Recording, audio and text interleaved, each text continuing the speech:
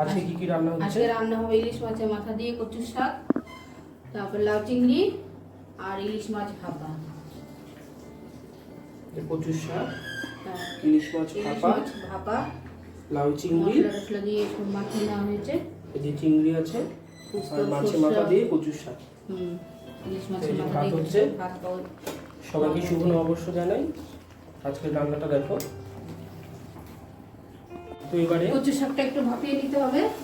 কচু শাকটা ভাপানোর জন্য কড়ার মধ্যে দিয়ে দিয়েছে, জল দিয়ে দিল, সামান্য পরিমাণে নুন দিয়ে দিল, এবারে ঢাকা দিয়ে দেওয়া হলো।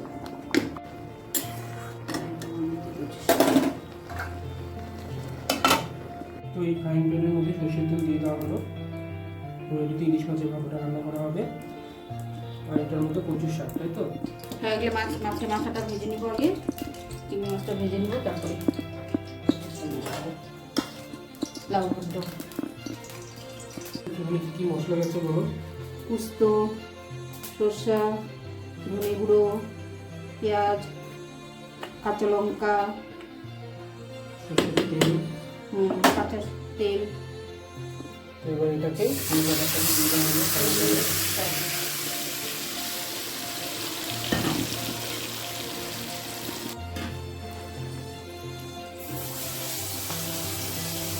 তো ঢাকাটা হতে থাক আর এদিকে ইলিশ মাছের মাথাটা ভেজে নেব।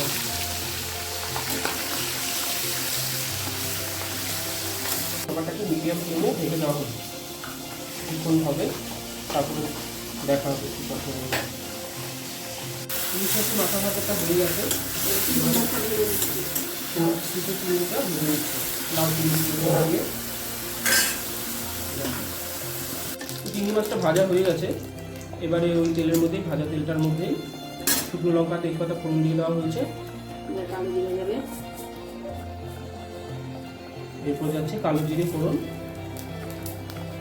লাউ চিংড়ি বসাবে এটাকে। কেটে রাখা লাউটা দিয়ে দেওয়া হলো, সাথে গোটা ফেরা কাঁচা লঙ্কাও আছে।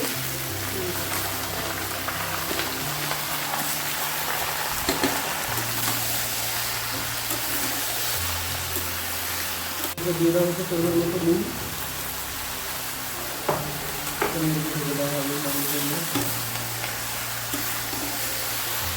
আরেকদিকে বসানো ইলিশ ভাপাটা ঢাকাটা সরিয়ে দেখা হচ্ছে কতটা কি হয়েছে, আরো কিছুক্ষণ হবে।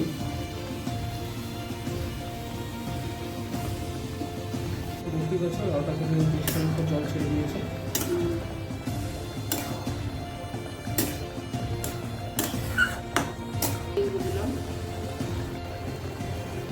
ঢেকে দেওয়া হলো, জিরে গুঁড়ো হলুদ গুঁড়ো দেওয়ার পর আবার অনেকটা সেদ্ধ হয়ে এসছে লাউটা। এবার এটাকে ভালোভাবে মিশিয়ে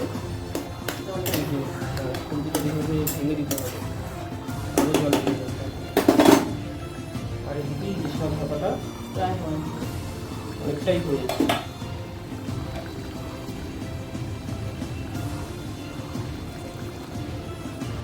নামানোর আগে কটা চেরা কাঁচা লঙ্কা আরও দিয়ে দেওয়া হলো, আর হচ্ছে কাঁচা সর্ষের তেল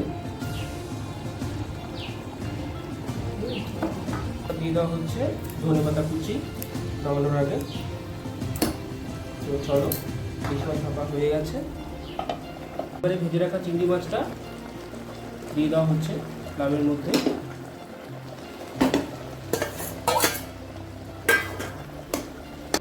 ঢাকাটা সরিয়ে নেওয়া হলো। দেখো ইলিশ মাছের ভাপাটা তৈরি হয়ে গেছে, এবারে কিন্তু নামিয়ে নেওয়া হবে। আর অন্যদিকে লাউ চিংড়িটা হওয়ার কথা। দেখো এবার হলো শুধু কচুর শাকটা।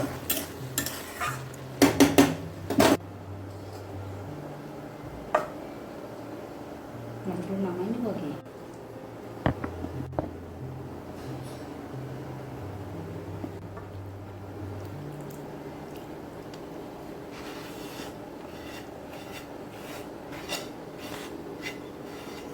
লাউ চিংড়িটা হওয়ার মধ্যেই এবার নামানোর আগে সামান্য পরিমাণে চিনি, সামান্য পরিমাণে আটা দিয়ে দিব।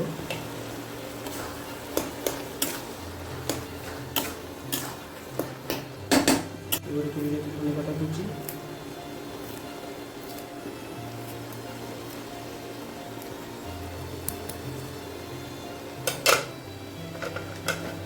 মাখা হয়ে এসছে লাউ চিংড়িটা, এবার নামিয়ে নেওয়া হবে। লবণটা দেখে নিচ্ছে ঠিক আছে দেখি,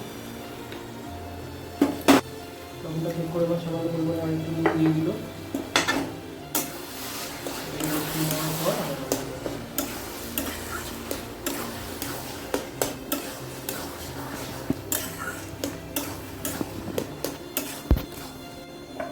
এবারে লাউ চিংড়িটাকে নামিয়ে নিচ্ছে। দেখো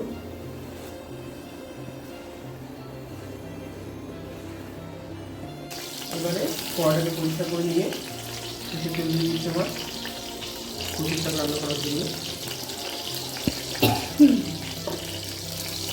এরপরে চলে গেলো তেজপাতা ফোড়ন, শুকনো লঙ্কা ফোড়ন,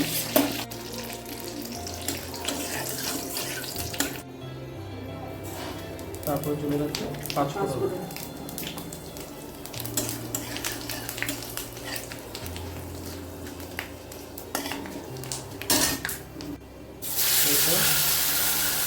কচুটা দিয়ে দেওয়া হচ্ছে সেদ্ধ করে রাখা একদম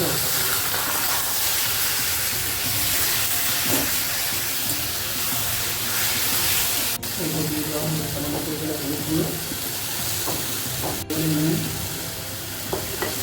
ইলিশ মাছের মাথাটা দিয়ে দেওয়া হয়েছে। ভালোভাবে নাড়িয়ে চালিয়ে নিতে হবে। ঢেকে দেওয়া হয়েছে একটু সেদ্ধ হোক, এই মাছ মাথাটাই আপনি আপনি ভেঙে যাবে। ঢাকাটা তুলে দেওয়া হয়েছে। দেখো মাছের মাথাগুলো ভালোভাবে ভেঙে ওটা সাথে মিশিয়ে দেওয়া হবে। ওটার মধ্যে দিয়ে দেয় না সেদ্ধ করা ছোলা। ছোলাটা যখন আসছিস তখন যদি ভিজা রাখা হতো আমারও মনে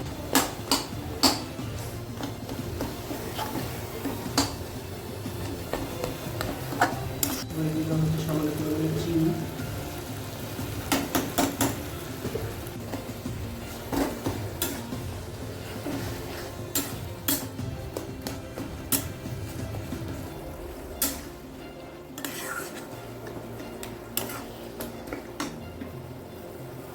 দেখো কচু শাকটা হয়ে গেছে। এবার এটাকে নামিয়ে নেওয়া হবে।